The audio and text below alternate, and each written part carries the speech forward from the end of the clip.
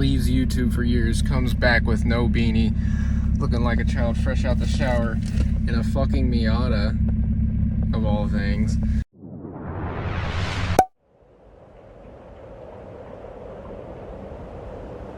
I'm gonna challenge myself to try and get this edited and uploaded by the end of tonight, because kind of let myself down for a long time not uploading YouTube videos. It's been years since I've made a video.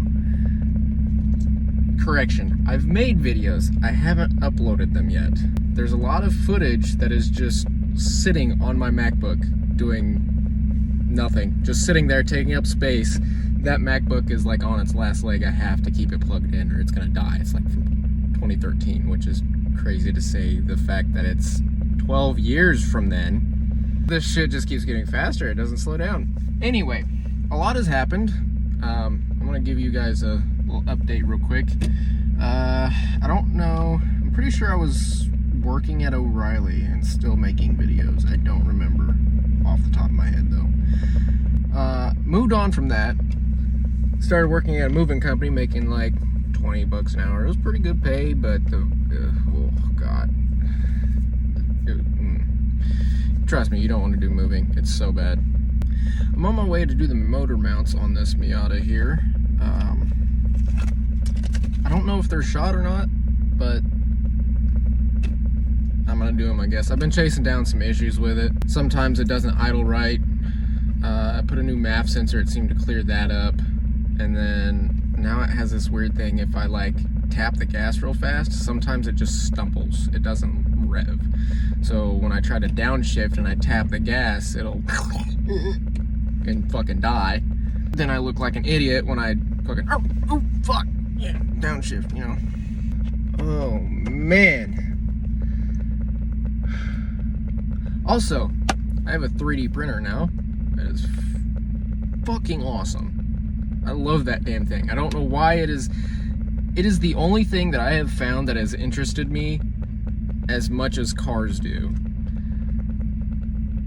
I couldn't tell you why. So I've been printing out some stuff for friends and myself, obviously. I have a little valve cover, light switch, like a Miata head valve cover light switch is pretty badass. I'll have to show you guys later. Anyway, enough stalling, let's go do this thing. Okay, pulling out the passenger side first, because from what I've seen, it's a lot easier, and so far, that is a correct assumption. Top bolts came out real fast. This one was actually kind of loose. It's a little scary. Got my handy dandy can't reach it stick right here, and my I wasn't asking gun. Okay, I just got one more right there at the bottom, you can see it. And then this side will be out, and then I'll have to see about the driver's side. Well, my just can't reach it sticks definitely just can't reach it, and Mr. Cookie here definitely ain't doing the job either, so we're gonna have to go back to the Stone Age and use my favorite tool, the Knuckle Buster 5000.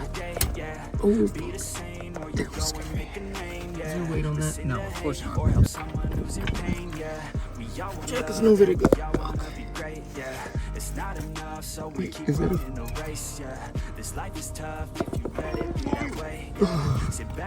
Okay. I need a different plan. Okay, this side's got me rethinking my life decisions.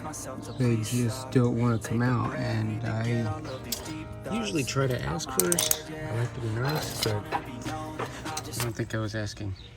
Damn extensions are longer than the breaker bar, but that seemed to work. This probably needed done like yesteryear. Split all the way, and this is just the passenger side. I imagine the driver's side's worse. Alright, let's get on with the driver's side.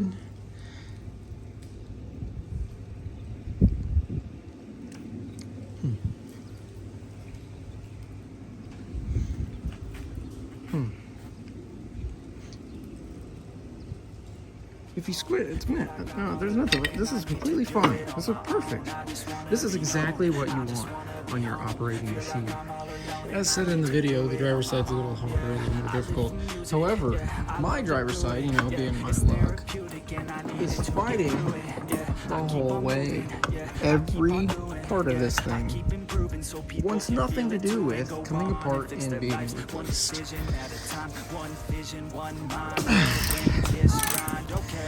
Okay, so I thought this was going to be a lot more difficult than it was. I'm already halfway through putting it back on. If you have hands, like extra people to help you, just have them pull the motor that way, or push it, or use a pry bar. It makes it so much easier. I see so many people making videos about this, saying this driver's side is a struggle and it's such a pain and it's so bad, but I've done so much work to cars that this isn't even like near half as bad as the shit that I've done. Also with these things, there's plenty of room. People are like, oh, make sure you're not crimping wire. Yes, that's good to remember. This thing, I just keep jacking it up and it just keeps going, and I stop when I hit the fucking strut tower. It's fine. I'll just push on the motor a little bit, got it over, and I just want to get this down in here, set it in, and pull everything back up. Bolts ain't that bad to put in. The driver's side obviously was a little bit more of a challenge. This jack likes to lose pressure, so I just jack it up every once in a while. Grab a hold of the mount and just kind of realign it as I go. See, like this is off here. Got this one in. This is a short one, so I'm just gonna push this bracket up, find the hole and get it into place and start screwing it down, and then that'll screw the bracket down into place. They say life will bring discomfort, and I discovered we all just suffer, cause no one feels that bad. And it comes from one another, we hurt each other just like a lover, and don't think twice about that. Move on to this one here. I don't know what y'all can. And I feel like something's bad, but hell, I'm used to that. I always turn my back. This isn't your car. There it goes. Okay, so we got that one lined up. Let's line up the other one. All of these heads are 14 mil. Makes it easy. The top two on the passenger side are short, the bottom two are long. The driver's side in the back, the one that goes towards the transmission, is long. All the rest are short. They do mount in a little bit different points. The bracket's pretty identical, but it's, I don't think, but yep, now we got that one in. Alright, they're all in place. I'm gonna snug these down and then tighten these down and we'll be done. Okay, so I used to be super anal about torque specs, so I'd have to look every single one up, make sure it's alright, but in my experience, considering how beefy these bolts are, I mean, they're like that big round maybe. I think just one big grunt is that's a pretty good torque spec. You know, you're turning, and just and it's tight.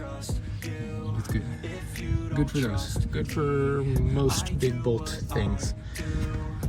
These you want to torque. They are unbelievably high torque spec. I'm pretty sure the engine mounts are like, I can't remember, it's somewhere between 30 and like 50 or something like that. Correct me if I'm wrong, but it's moving around, it's gonna be fine, right? It'll be fine. Alright, let's get a start up. Let's see how much this motor moves now. Oh, cool. The car doesn't shake at all. Sweet. It is much better. The clutch is actually usable now. It's not like an on-off switch where I have to kind of just bring it to the top of the bite point and let it do its thing. And actually kind of, let's see.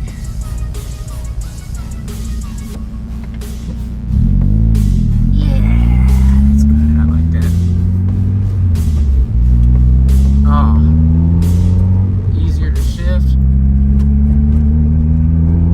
And the car actually goes. That's what we wanted all along. A car that actually